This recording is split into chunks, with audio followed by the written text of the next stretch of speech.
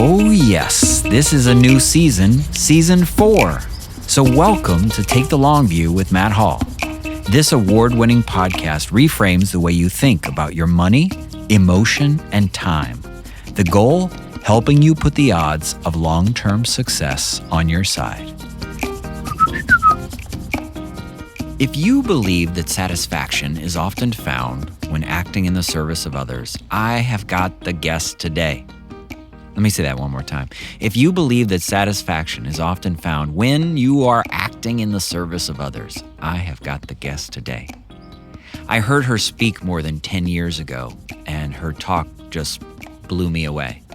And when our paths crossed again recently, I thought she needs to be on the podcast. Her name is Carolyn Gaynor, and I am so excited to have her here. Carolyn is a big shot vice president at a fund company called Avantis Investors. And previously she worked at Dimensional Fund Advisors. And that's how our paths crossed. But I really want to have her on with you today to hear her story about how she guides blind athletes to incredible accomplishments. It is really something, and I'm excited to have Carolyn join us to share her stories today. But don't take my word for it. Let me bring in a special guest to tell you how great our guest today is going to be. When preparing for the podcast, I forced my daughter to join me in the car to listen to an audio recording of one of Carolyn's talks.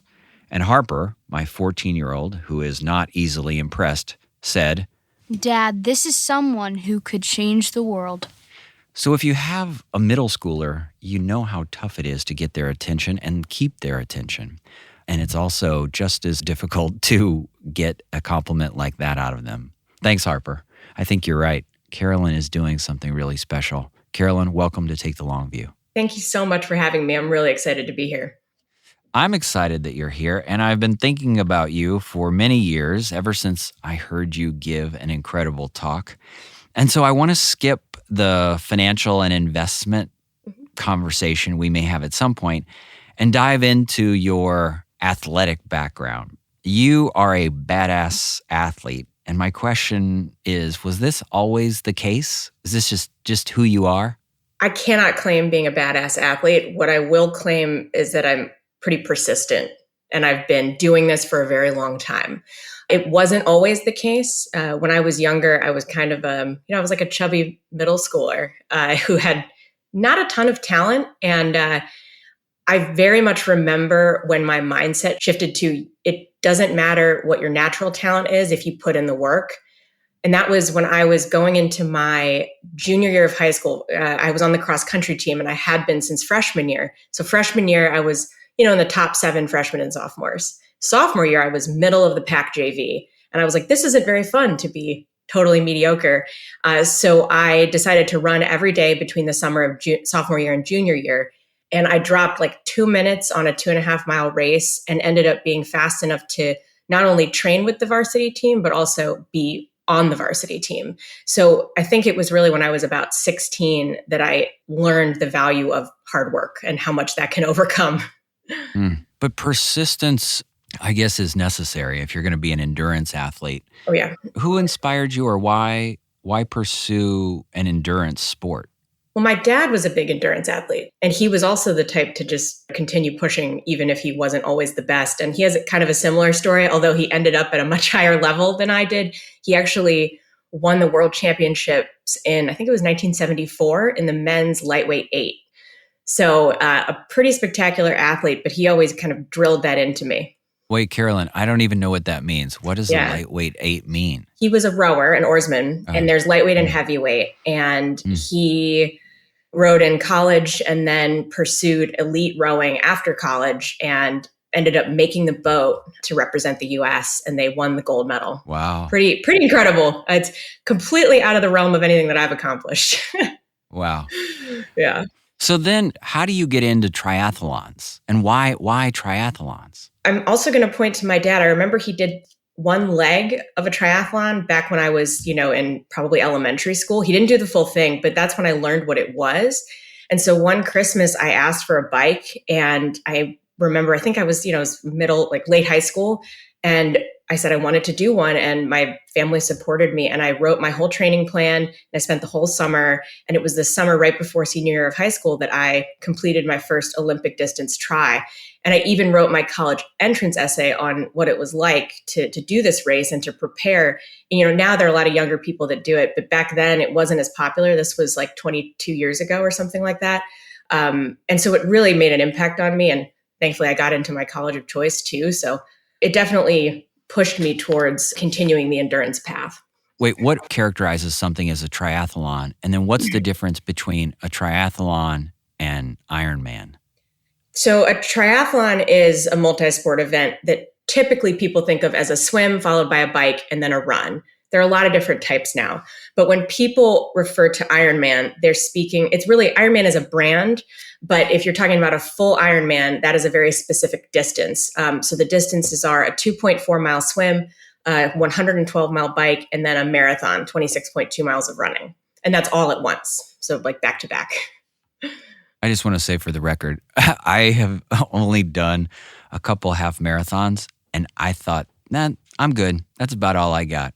So the idea of running a full marathon after everything else, I just can't imagine. But can I object though to the only thing, just because we got a lot of different people listening, and I hear this all the time. I only run 5Ks. I only do this. And for me, it's each distance has its own challenges. You go harder when you're doing a half marathon solo than you do, in the marathon portion of an Ironman. So I'm just going to say they're all different, and not one is not better than the other. Okay.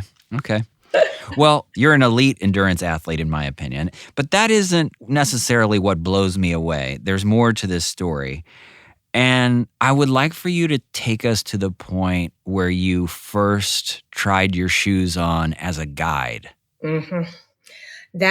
So, and maybe I should first define, what is guiding? Because what does that mean? What does it mean to be a guide? So there is a whole category of athletes called para-athletes. So that's anybody with a disability. I specifically serve now as a guide for blind and visually impaired athletes. I started doing this back in 2008. And at the time, I really didn't understand what that meant. And what I always like to reference, because I think people tend to be more familiar with skiing and blind athletes. So if you've ever been skiing and you've seen, two people skiing near each other, they usually will have a vest on, one will say guide and one will say blind. And it's the exact same thing as in triathlon, where the blind athlete just needs somebody to serve as their vision during the race. Like they are physically doing the entire thing by themselves, but they need someone with them. So that's what guiding a triathlon is. And the first time I ever did that was kind of by accident in 2008. I was signed up for the New York City Triathlon, and somebody gave me a call. And I remember sitting at my first job in finance out of college. And I vividly remember getting this phone call. A friend said, "Hey, there's this visually impaired woman coming into the city from Chicago. And she's been training to do the New York City Tri, but she doesn't have a guide yet. Do you know anyone that can help?" To this day, I'm not sure if they were actually asking me or if they really wanted to know if I knew someone, but I raised my hand and was like, well, I'm already signed up. I've done this race.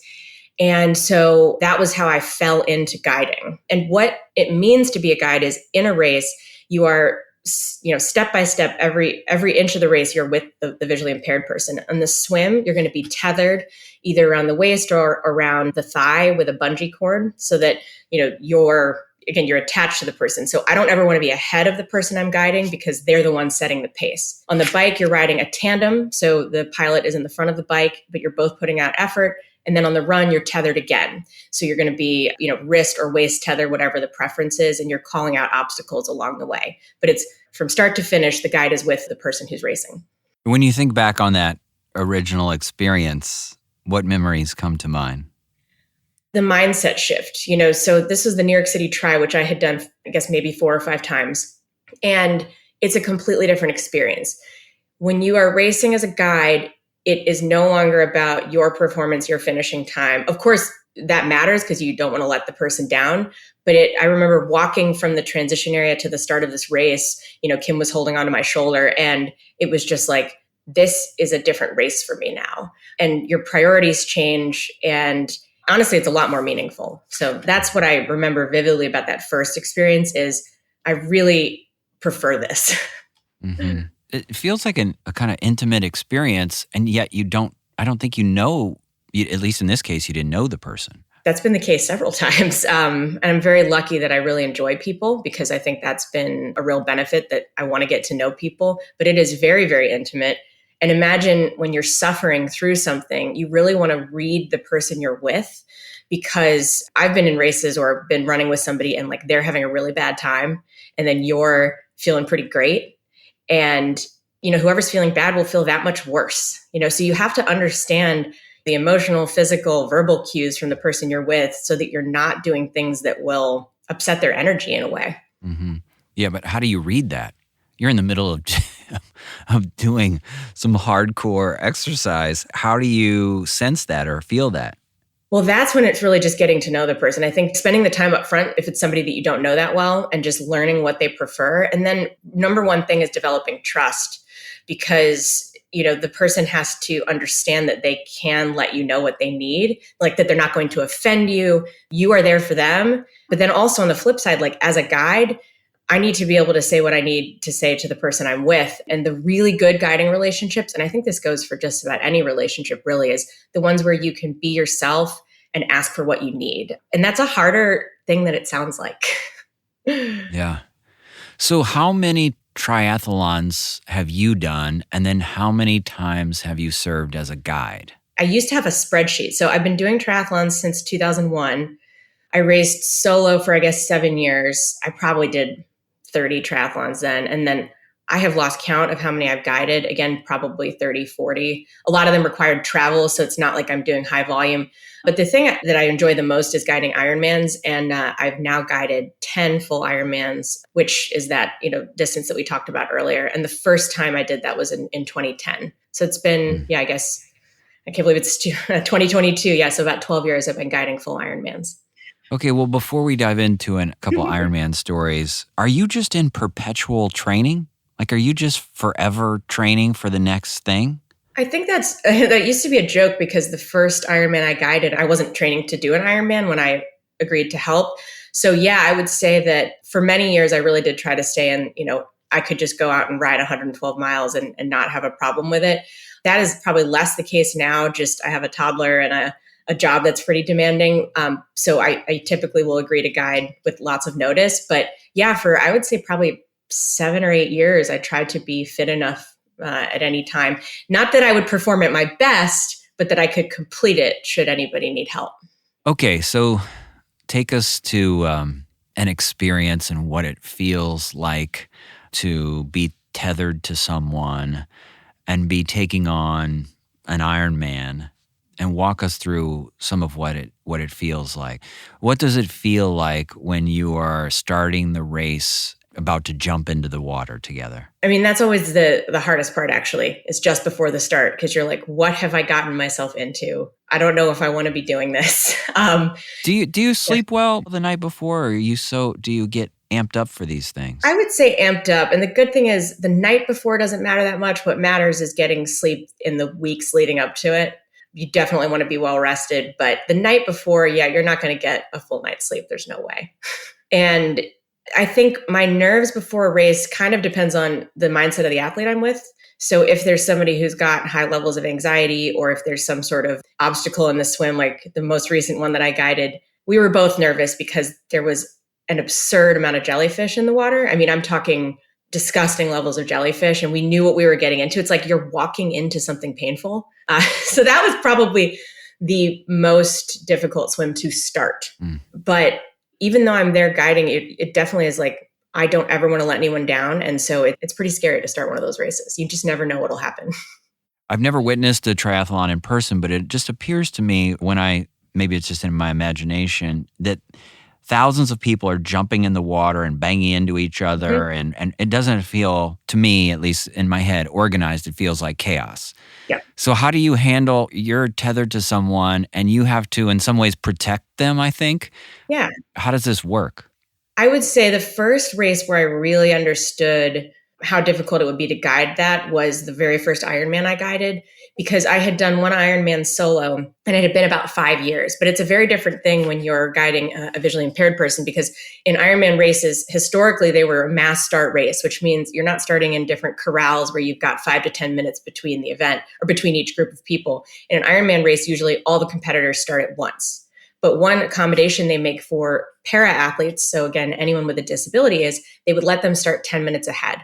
And at the time, so this was Ironman Lake Placid 2010, at the time that seemed like a great thing because the athlete I was racing with and I could get our groove, we could start swimming very calmly, peacefully, and get a rhythm going. And I remember about 5 minutes into this 2.4-mile swim, I looked back and saw this mass of 2,000 men and women, all super fit, getting ready to swim at us. It almost felt like they were coming to attack us, swim at us as fast as they could. And that was when it really hit home what this was going to be like. And so I will tell you, I felt the water coming towards us before the athletes even got there. And so Patricia is the woman I was racing with, and she's a very strong swimmer, incredible athlete. But this was her first Ironman, and she was, a little bit nervous. So she had her head out of the water, which makes it even more difficult. So I remember that when the athletes started coming, I got into sort of defense mode, to your point, and I was like putting my hand out and grabbing people's foreheads and kind of sticking my foot out, because when you're tethered, the last thing you want is for someone to swim between you and to grab the tether and pull it off, which is absolutely something that can happen. So it felt like a battlefield. And I was a water polo player in high school, and it was one of the only times I think water polo skills are practical in real world situations. Yeah, because aren't there a lot of like hijinks going on underneath the water in water polo? Oh, yeah. It feels like people are pulling one another under. I don't know much about it, but it looks rough to me. It's like a full contact sport. I always liked it because it was like one of the only contact sports for women. Sounds like it prepared you well for the swim of the triathlon. Yeah. Okay, so then on the bike, I like how earlier you said, like, I could just ride 100 miles with no problem. Most of us, I've never ridden a bike 100 miles. And in this day and age where lots of people I know have bikes at home, I don't think most people could ride or have tried to ride 100 miles. What's it like to be the guide on a tandem bike? I've never been on a tandem bike, and I've heard you say that it's harder than maybe it appears. And I'm going to go back to that first race that I guided in the New York City Triathlon in 2008, because I didn't understand how much more difficult it would be. I agreed to guide this race 1 week before the event, and I had done one ride on a tandem bike, and that was one loop of Central Park with a sighted man on the back. And I think I was just pretty naive, expecting that when Kim and I got to this race, we would be able to just get up and start. But even though we had talked about every single thing we were planning to do, even to the effect of like, put one leg over, put one leg in the pedal, 1, 2, 3, go, it was not working. It's almost like, especially the more nervous you are, the more the bike feels. So the front end of this bike was shaking back and forth. We couldn't even get up the momentum to get started. So when I talk about the responsibility of being a guide, not wanting your performance to affect the person you're with, I really didn't know how to overcome this. So we had to stop and almost rethink everything. And I just went back to all the cycling coaches I'd ever had. I went back to physics lessons. How do we get up enough momentum so that, the bike can keep moving? And so what I did was I said, all right, Kim, I want you to pretend that the handlebars aren't there, because I figured that either she was nervous or I was nervous or we both were. And that was really transferring our energy to the bike, because I was sure we were going to crash. But when she pretended that the handlebars weren't there, we were able to get up enough momentum to do that.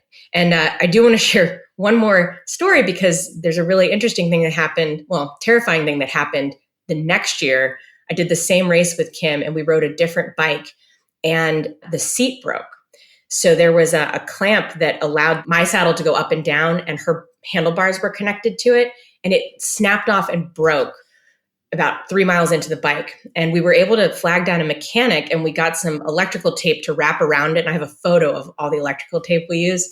But what that meant was my seat was slammed down to the bottom, and it was essentially floating. So there were a couple of U-turns on the race, and the handlebars would like turn to the right. So the lesson that we learned from that very first race, I don't know how we actually did the bike ride that next year, but her learning how to use her core and try to avoid touching the handlebars as much as possible is the only way we finished the race the next year. I don't recommend riding a bike that way, I'll tell you that.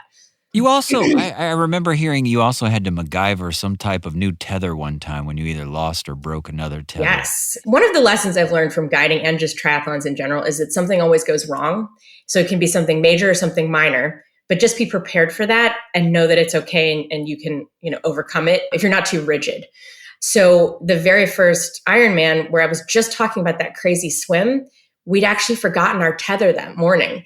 And Patricia she's an engineer. She's an actual genius, I'm sure. And she didn't get flustered by the fact that we'd forgotten this tether that she was so accustomed to using. She told me, all right, let's go find a bike mechanic. And we ended up asking this bike mechanic for 2 inner tubes. And I was like, for what? And she tied them together and we created a tether out of bike tubes. And that's how we did the Ironman swim in that very first race, which is just wild to think about. But it's one of those, we could have just stopped the day then. We might not even have started the race, but it's so important to think about what's your ultimate goal? Like, what are you trying to do? Is there a way to get to the start line? Is there a way to get to the finish line? And if there is some sort of a solution, you have to go for it. What would you like to tell people about the blind community? Because I must admit, I don't have a friend who is visually impaired. I don't know anyone who is blind.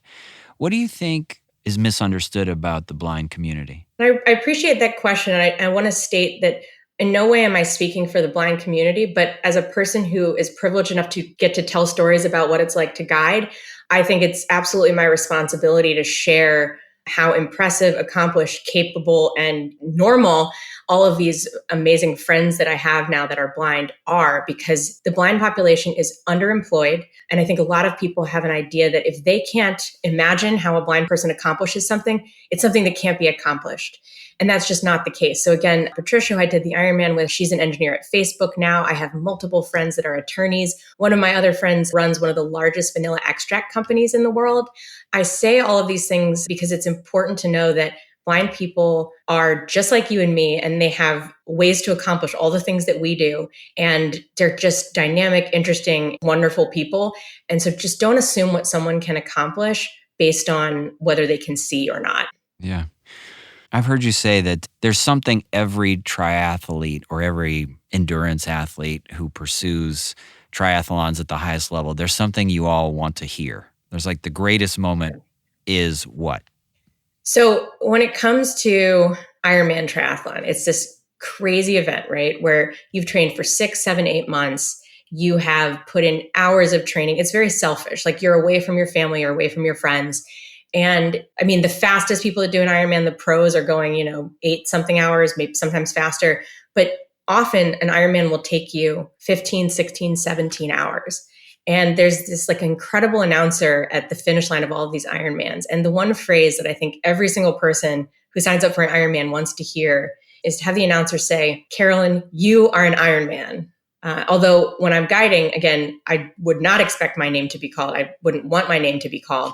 But there's nothing better than hearing, the name of the athlete that you're with. You are an Ironman. I mean, it brings chills to me even now just thinking about it.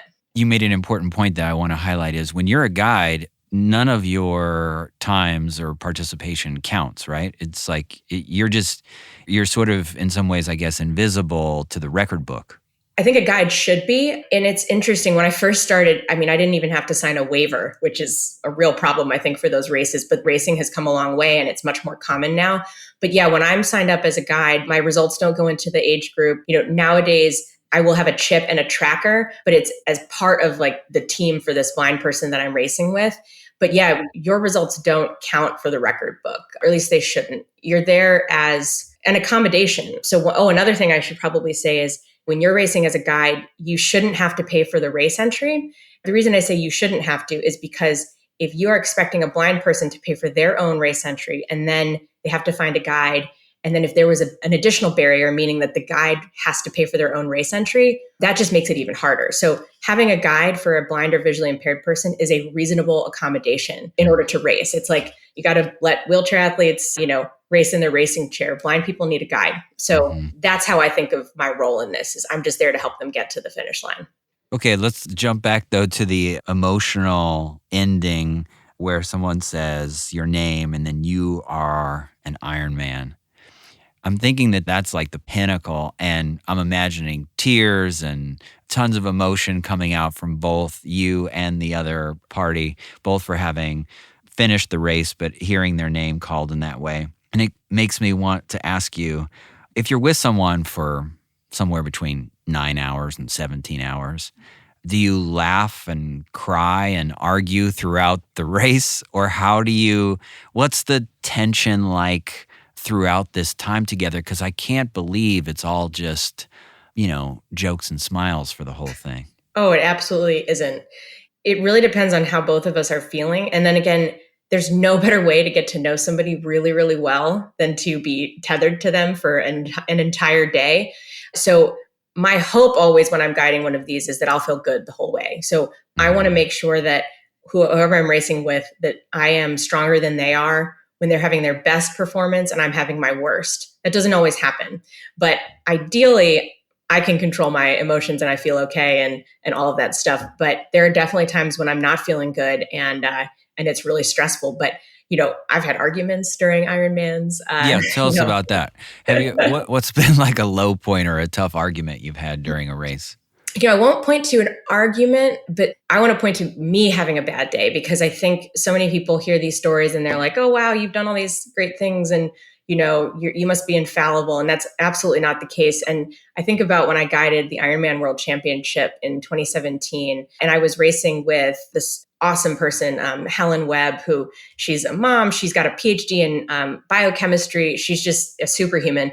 But she had struggled a bit on the bike. She'd overheated because she has albinism and the sun was just really affecting her. And so I put out, I think, too much energy on the bike to get us to that bike finish line. And so when we started the run, I was honestly terrified that I wouldn't be able to complete the marathon.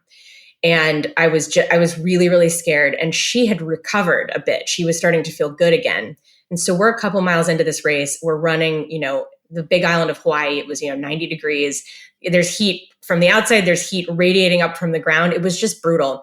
And she had said to me before we started the race, she'd said, look, if you ever need me to be quiet or tone it down or anything like that, just tell me. And she gave me permission to ask her for quiet, to ask her for anything I needed. And I knew that I could do that without her being worried that I wouldn't be able to race, without her being worried or offended. And so I was like, Helen, I'm not feeling amazing. Can we just, run in silence for a little while? And that was so helpful for me to be able to focus on my stride, to focus on regaining my energy. And after a few miles, I felt much, much better. But I really do wonder what would have happened if I hadn't been able to trust her and ask for that. Because as a guide, especially, it's really scary to feel like you might be the weak link, but it can happen. And when you go into one of these events, you have to know that. Carolyn, when has taking a long view really paid off for you? When you've been patient and disciplined and the outcome has been worth the wait? The best example where I've taken the long view would certainly be I want to say it was the second Ironman I guided. This was in Arizona in 2011. I think I had hypothermia on the swim, and then we were able to finish the bike. But by the time we got to the run, my legs were cramping so badly that I ended up having to sort of tap out and say, we need to get some other people to step in and guide. So this was mile 13 on the run. And this was absolutely devastating. I was in a terrible, point in my personal life. And to add this failure, what I saw as a failure on top of that, was just crushing. And so I reference that because that was me taking the long view, because I continued to guide after that. And I think that it would have been really easy to say, I failed. I'm not good at this. I'm not worth it. They could find someone better than me. But if I had quit after that, my life would have taken a completely different course. So I think that pushing through failure, and now I don't even see it as a failure. I think it was the right call, because I might have fallen over and pulled, my athlete down with me. There were a lot of things that could have happened, but I'm so glad that instead of using that to determine my worth as a guide, I continued to do it, and it completely has changed my life. Okay. So if I'm doing something for 16 to 18 hours, what are the tricks that you guys have to fuel yourself? What does one eat? What does one drink? Is there any sort of magic bullet that helps you, sort of catch another wave or get yourself in a stronger position? What does one eat, or what do I eat? Because those are very different questions. I have very strange habits, because for me, I think I require more calories than most people do. And my favorite thing to eat, especially on the bike, is salt and vinegar potato chips. I know that sounds really strange to most people, but imagine you're on the bike for between 6 and 8 hours in an Ironman. You need to get in a ton of calories, because you're less likely to be able to consume solid food while you're running.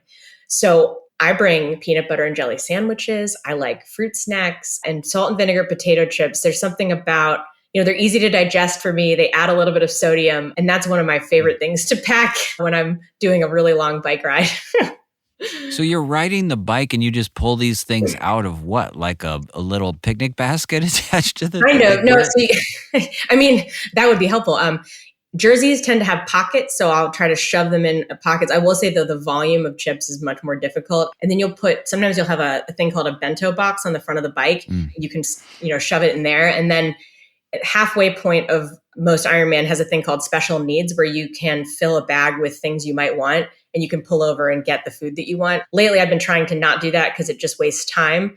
But there are different ways to get food that you want in an Ironman. But yeah, it's a little annoying to stuff that into a jersey pocket. Speaking of jerseys, I've noticed in all the photos I've seen of you that you and your partner always look very cool. Where do you get these flashy outfits you seem to always have? I do like matching. I will say it's fun to wear the same outfit as the person you're racing with.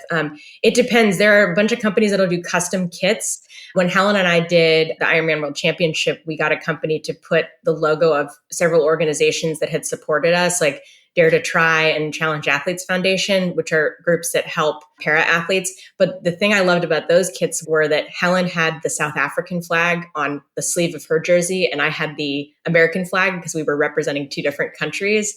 And that was really fun to just, show the world that we were two people that had come together from literally across the globe to compete, probably the hardest Ironman triathlon out there. And that was really, really fun. You had said to me that one of the things you want people to take away from your experience is that we can all do more than we're capable of. Why do you think most people limit their own possibilities? I think it's really easy to assume you can't do something. And the other thing is it takes so much work sometimes to get to a destination. I could probably run a whole lot faster than I can right now. I know I could. But the amount of work it would take, right, to get there can seem really daunting. So I think what that comes down to is choosing a big, scary goal, choosing something you want to accomplish, and then actually focusing, instead of always focusing on that end goal, focusing on the little tiny steps to get there. It's so easy to give up if you are only thinking about that end goal, when really what's important is to focus on doing the work in small increments every single day to get there. And then more than anything, if you ever slip up, like if you take a week off of training, or if whatever, you're trying to accomplish, stop dwelling on your perceived failures. I think that's one of my biggest things that I'm trying to work on in my life is don't worry about what you didn't do or what you could have done better. If you are always reflecting on that, moving forward is just that much harder. You also told me that doing for others is both selfless and selfish. 100%. I don't think of anything that I've done in the guiding world as selfless, because I would argue I've gotten more from guiding than the women that I've raced with have gotten from me guiding them. Like, they're just out there to do a race. And for me, I'm like, I cannot believe that I get to do these events with people that I consider awesome friends. And it makes me not even, I do some races alone, not usually Ironmans, but there's a reason I keep doing it. Yeah, it's not the same. It's so much better to share experiences. And I think we all know that people with families, sharing things with others is just it's a more meaningful way to do things. And so for me, I get to share. I love racing. I've always loved racing, and I get to share that with other people. So to me, that's very selfish, and not in a bad way. I don't think there's anything wrong with knowing that it's selfish. Yeah. You also said that there's something therapeutic about it too, that it can help pull you out of a dark place, that helping someone else can do that for you. I think that goes for anything where you're giving to others, but absolutely. I mean, I had a lot of ups and downs between 2008 and now. I've had many dips in my life, especially in my 20s, but the one constant was guiding. And without a doubt, continuing to race as a guide pulled me out of some really dark places. And I would imagine that for anyone else who's struggling, finding some way to volunteer, finding a way to give back, it's something that can really take you out of what you're experiencing in your personal life.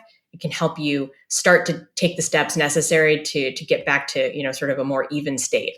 So I encourage anybody who's struggling to pursue ways to volunteer and give back. Couple more things. Will you guide for the rest of your life? I hope so. If I'm lucky enough, I will. I hope so. You didn't say this earlier, I don't think, but just for the record, you were the first female guide to help a blind person complete an Ironman? As far as I know, that is the case. There's no like official record book, but that was part There, of why Patricia wanted to do there it. is a record book, Carolyn. I have it. I saw it. Yeah. Well, There that is. was Patricia's goal. Is she wanted to do, she wanted to be the first blind woman to do an Ironman with a female guide. And she hadn't chosen me. She had chosen a friend nearby where she lived in Seattle at the time. And 5 weeks out, her guide got hurt and somebody connected us online. So I was lucky enough to be a sub, which seems like I'm pretty frequently a sub, but that's okay. But yeah, I believe that that's the case. You know, when I heard you give a talk maybe 7 years ago, you worked for a company called Dimensional, and now you work for Avantis. And Avantis is a company that is connected to American Century, which is based in Kansas City. I'm based in St. Louis. And most people, if you're in the Midwest and you pay attention to investment companies, American Century has a cool connection through their foundation that I think does cancer research. Can you talk a little bit about that? Absolutely. So first of all, I absolutely love my role at Dimensional because I got to work closely with advisors, and that's something I continue to do with in my job at Avantis. But one of the things that drew me to Avantis was the connection to American Century, because the founder of American Century, a guy named Jim Stowers, when he was getting ready to retire, instead of just transferring wealth to his children or things like that, he signed Warren Buffett's giving pledge. And so what he did was he donated all of his shares to create the Stowers Institute for Medical Research. So the majority owner of American Century is this medical nonprofit. And so our dividends help fund research for cancer and gene-based diseases. And to me, that matters. And I'm not saying that every company should do something like that, but it was a really unique way to solve succession planning and then also give back in perpetuity. So that makes me feel really good about coming to work every day. That's so cool. You know, one thing we didn't touch on, the movie and the Race Across America story. Oh, yeah. In 2018, I was part of the first team of blind athletes to do Race Across America with blind athletes with sighted guides. So it was a team of 4 tandems with blind stokers and sighted pilots. And this is a 3,000-mile race from Oceanside to Annapolis. And we had a documentary crew follow us. And the purpose of this, filming a documentary was to change the perception of what blind people can accomplish. So everyone on this team was an accomplished professional. So the guy that I referenced, who owns one of the largest vanilla extract companies, he was on the team. The documentary should be coming out this year, and the team name was Team C2C. So it'll be interesting to see, but I would definitely encourage people to watch it if they encounter it. And it's basically all day and all night? Yes, it is all day and all night. You are, at least one bike is riding at all times. And so, when one team finishes a shift, they ride up and then the other team takes off. So it's like wheels overlap. So it is a continuous ride. So that's why it's a very expensive and labor intensive undertaking, because you've got van drivers, you've got RVs for people to sleep in when you're not riding. You've got a whole crew that's cooking. You've got mechanics. It's a real event, and it is 100% a life-changing experience. It is also very expensive, and I'm very fortunate that I've gotten to do this race a couple of times. But doing it as a pilot was a completely different thing, because piloting a tandem when you're sleep deprived is extra hard. Mm-hmm. Wow. Okay, well, I don't know what you're going to do next, but it feels like you've done plenty. It feels like you're good for a while. Race Across America. I mean, that is incredible. Would you do it again? Oh, in a heartbeat. You would? Oh my gosh. I bet I have a friend or two who will hear this podcast and think, I wonder if Carolyn would help me train for a marathon. Have you ever been asked by people who are not in the blind community to help them train or accomplish an Ironman or a triathlon?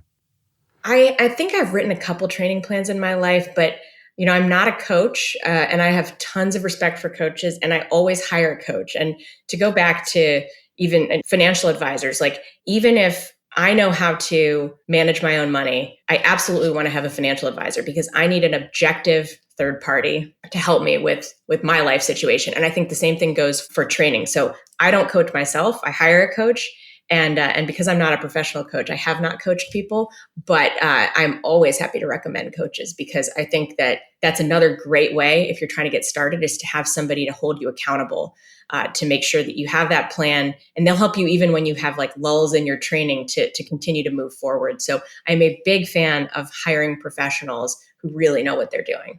I have so much respect for you, and I love your story. I love that you took what is, as you said, a somewhat selfish sport. It takes so much time developing yourself, working on, your swim, your bike, your run.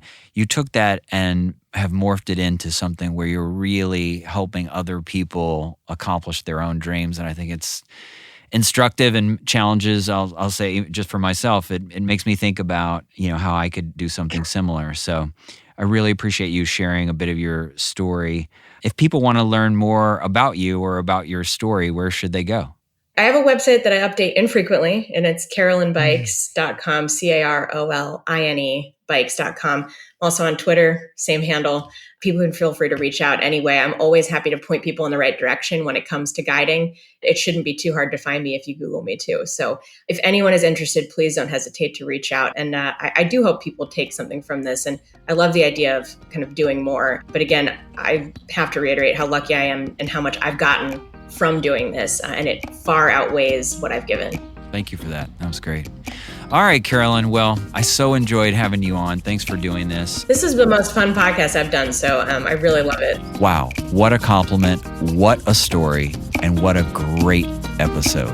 I hope you're as inspired as I am.